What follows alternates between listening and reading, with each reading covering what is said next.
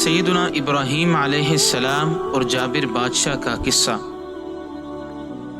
سیدنا ابراہیم علیہ السلام نے اپنے والد آزر کو ایک رب العالمین کے عبادت و بندگی کی دعوت دی اور غیر اللہ کی پرستش سے منع کیا، تو باپ نے پاکیزہ دعوت کو نہ صرف رد کیا بلکہ ابراہیم علیہ السلام سے شدید غصے میں کہا، اے ابراہیم، تم میرے معبودوں سے بے رغبتی اختیار کر رہے ہو، اگر تم اس سے باز نہ آئے تو میں تمہیں سنگسار کر دوں گا اور تم مجھے ہمیشہ کے لیے چھوڑ جاؤ۔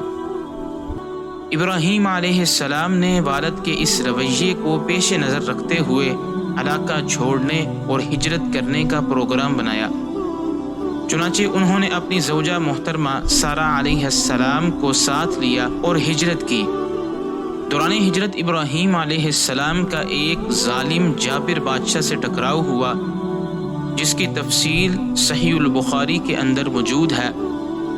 سیدنا ابو ہریرہ رضی اللہ تعالی عنہ سے روایت ہے، فرماتے ہیں کہ رسول اللہ صلی اللہ علیہ وسلم نے ارشاد فرمایا، سیدنا ابراہیم علیہ السلام نے اپنی زوجہ سیدہ سارہ کے ہمراہ ہجرت فرمائی اور ایک بستی میں داخل ہوئے جس میں ایک بادشاہ یا ایک جابر شخص تھا۔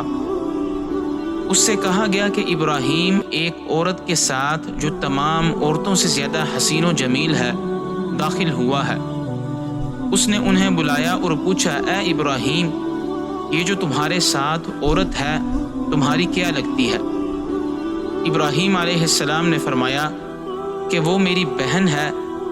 پھر ابراہیم علیہ السلام واپس سیدہ سارہ کے پاس آئے اور ان سے کہا کہ بادشاہ کے سامنے میری بات کو جھٹلانا مت، میں نے اسے یہی بتلایا ہے کہ تم میری بہن ہو، اور اللہ کی قسم روئے زمین پر اس وقت میرے اور تمہارے علاوہ کوئی مومن نہیں ہے، لہٰذا تم میری مومن بہن ہو اسلامی رشتہ سے۔ پھر بادشاہ کے پاس سارہ کو بھیج دیا۔ بادشاہ ان کے پاس گیا، وہ وضو کر کے نماز پڑھ رہی تھی۔ انہوں نے یہ دعا کی، یا اللہ، اگر میں تجھ پر اور تیرے نبی پر ایمان لائی ہوں، میں نے اپنی شرمگاہ کو اپنے خاوند کے سوا سب سے بچایا ہے، تو اس کافر کا زور مجھ پر مت چلا۔ یہ دعا کرنا ہی تھا کہ وہ کافر زمین پر گر کر خرانٹے لینے لگا اور پاؤں مارنے لگا۔ راوی کہتے ہیں کہ ابو سلمہ کہتے ہیں کہ ابو ہریرہ رضی اللہ تعالی عنہ نے کہا، سارہ کہنے لگی، یا اللہ، اگر یہ کافر مر گیا تو لوگ کہیں گے میں نے اسے مار ڈالا۔